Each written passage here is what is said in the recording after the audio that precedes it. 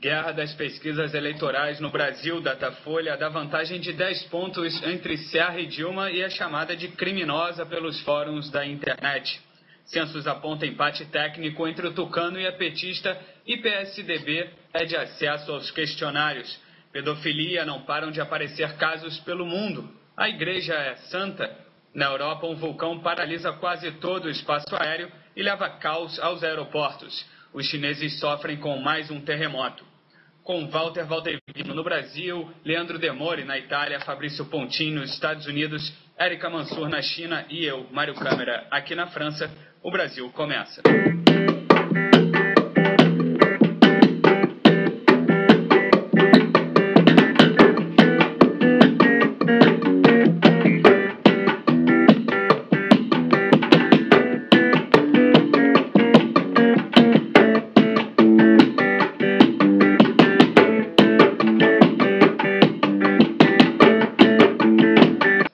Fabrício, essa polêmica toda em cima de pesquisas é um problema de método, como você defendeu no blog essa semana, ou está certo o deputado Brizola Neto, que diz que é caso de polícia?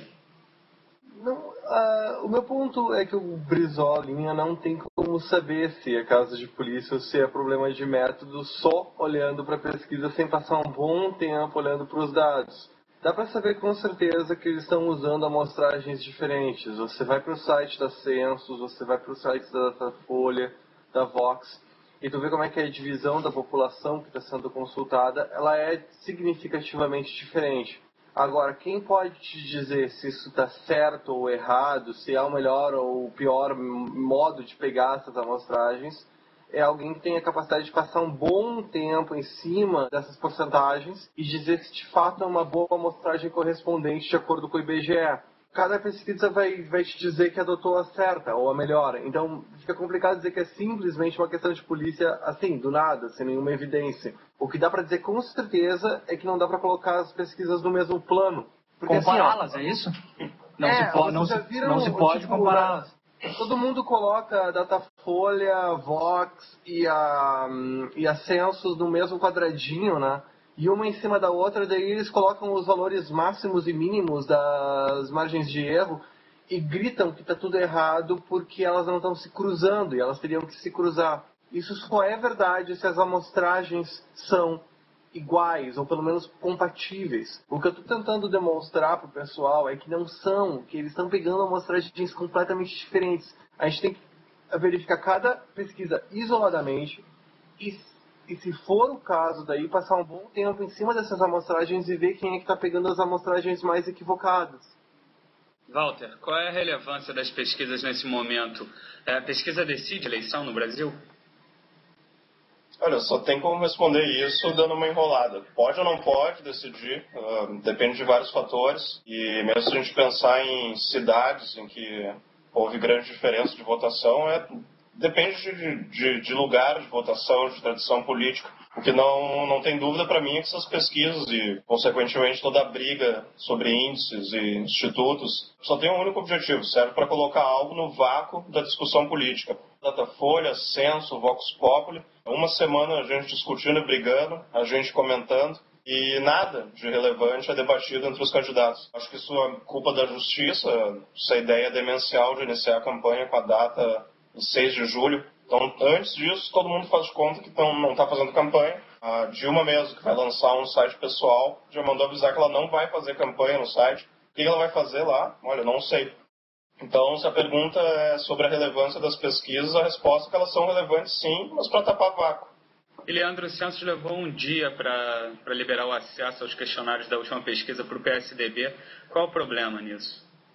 O PSDB entrou com uma representação na quinta-feira, pedindo acesso justamente aos dados da Census. Parece que o advogado do PSDB ficou na porta da Census lá um dia inteiro e os caras não deram acesso, parece que foram dar acesso só na sexta-feira. Como a gente está gravando o programa domingo, hoje, teoricamente, o PSDB ontem, sábado, estava fazendo uma espécie de auditoria lá com técnicos de pesquisa, etc e tal. O que o PSDB alega é que essa última pesquisa da Census, antes dos caras perguntarem exatamente para as pessoas em quem elas pretendem votar, os caras fizeram várias perguntas em relação à aprovação do governo Lula. Então essa é a grande bronca, segundo os advogados do PSDB. Quer dizer, os caras perguntaram, se você aprova o governo Lula ou desaprova, qual é a nota que você dá, imagino eu. Por o governo Lula ter um apelo e ter uma aprovação alta, essas perguntas feitas antes de se perguntar em quem você pretende votar, seriam tendenciosas. Agora essas coisas de estatísticas e pesquisas estão se tornando interessantes. A mais nova sobre a intervenção em Brasília e 56,3% dos brasilienses são a favor que o Lula indique um interventor. Isso vai ser decidido no STF ainda.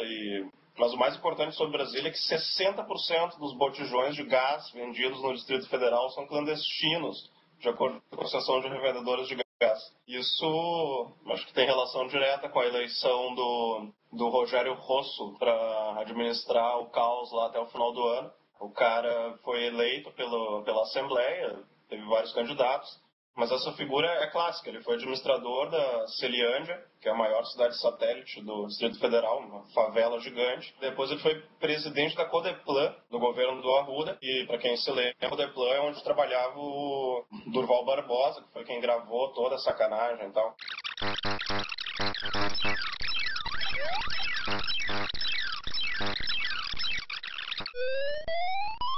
Então, acho que todas as pesquisas, na verdade, todo mundo xinga, mas elas fazem muito sentido. Nós somos gratos pela vida do Durval ter sido instrumento de bênção para as nossas vidas, para essa cidade, porque o Senhor contempla a questão do seu coração. Nós estamos sendo alvo de piedade. Eu quero entregá-la tudo nas tuas mãos. Fabrício, a Igreja Católica Apostólica Romana vem sendo bombardeada pelos casos de pedofilia. Aí nos Estados Unidos o Vaticano já teve problemas também. Mas como a religião majoritária entre os americanos se comporta, como o protestantismo se comporta? Ele é santo nos Estados Unidos?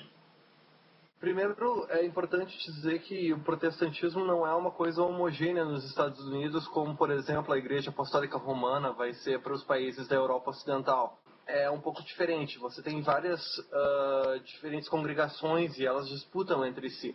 O que dá mais polêmica são, paradoxalmente, os mais conservadores, né? Como sempre. Tu vai ter o pessoal das igrejas mais contra homossexuais, mais contra sexo antes do casamento, aparecendo com filha de 16 anos grávida, porque no caso, tem os casos de abuso sexual e de assédio sexual por parte de pastores. E você tem pastores que de vez em quando são pegos comprando drogas de michês, os mesmos pastores que vão defender que homossexualidade é coisa do diabo. Acontece bastante e também existe uma certa impunidade na realidade. Esses caras são pegos, eles desaparecem, depois eles voltam. Agora, no início do ano, em janeiro desse ano, o Ted Haggard, que tinha sido pego, é esse caso, que tinha sido pego com um michê comprando metadona e fazendo favores sexuais para esse mexer, reapareceu depois de acho que quase 3 anos, dizendo que tinha se curado dos seus desvios homossexuais. A esposa dele foi no Today Show, que é uma das instituições americanas da NBC, para dizer que o marido dela estava curado. Passou um tempo no deserto, voltou e agora tá tudo bem, cara.